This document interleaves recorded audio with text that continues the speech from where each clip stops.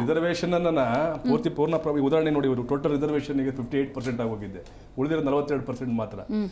ಹಾಗಾಗಿ ಎಲ್ಲಾ ರಿಸರ್ವೇಶನ್ ಅನ್ನ ಇಲ್ಲೇ ತುಂಬಿಕೊಂಡ್ರೆ ಉಳಿದಂತವ್ರಿಗೆ ಏನ್ ಕೊಡ್ತೀರಿ? Right, got it. ಹಾಗಾಗಿ ಮುಂದುವರೆದ ಜಾತಿಯಲ್ಲಿ ತಾವು ಹೇಳದಂತ ಸಂದರ್ಭದಲ್ಲಿ ಈಗ ಬ್ರಾಹ್ಮಣರಲ್ಲಿದ್ದಾರೆ, ಒಕ್ಕಲಿಗರಲ್ಲಿ, ಉದಾಹರಣೆ ಲಿಂಗಾಯತರಲ್ಲೇ ಬಹುಶಃ ಇರೋಂಥ ಜಾತಿಗಳೆಲ್ಲ ಒಂದು 100 ಜಾತಿ ಅಲ್ಲೇ ಇದಾವೆ. ಈಗ ಲಿಂಗಾಯತ ಒಕ್ಕಲಿಗ, ಲಿಂಗಾಯತ ವೀರಶೈವ, ಲಿಂಗಾಯತ ಹಡಪದ, ಏನು ಬೇರೆ ಬೇರೆ ಇದಾವೆ, ತುಂಬಾ ಸಬ್ ಕ್ಯಾಸ್ಟ್ ಇದಾವೆ.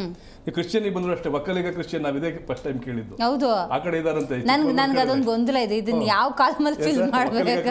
ಲಿಂಗಾಯತ ಕ್ರಿಶ್ಚಿಯನ್, ಬ್ರಾಹ್ಮಣ ಕ್ರಿಶ್ಚಿಯನ್, ಇದು ಯಾವಾಗ ಬದಲ ಹೇಳೋರ್ಗೂ ಕನ್ಫ್ಯೂಷನ್, ಬರ್ಕೊಳ್ಳೋರ್ಗೂ ಕನ್ಫ್ಯೂಷನ್, ಕ್ಯಾಟಗರೈಸ್ ಮಾಡೋರ್ಗೂ ಕನ್ಫ್ಯೂಷನ್. ಈಗ ನಮಗೆ ಸೆಪ್ಟೆಂಬರ್ 2022 ಅವಾಗ ಒಂದು ಕಮಿಟಿ ಪ್ರಕಾರ ಹೇಳ್ತೀನಿ 1800 ಜಾತಿ ಇದು ಅಂತ ಹೇಳ್ತಾರೆ ಮೇಡಮ್. ಒಂದು 7 ಕೋಟಿ ಜನಸಂಖ್ಯೆ ಇದೆ ಅಂತ ಹೇಳಿ ವರದಿ ಕೊಟ್ಟಿದ್ದಾರೆ. ಆದ್ರೆ 60 ಕ್ವಶನ್ಸ್, 70 ರಿಂದ 60 ಕ್ವಶನ್ಸ್ ಇಳಿಸ್ತಾರೆ.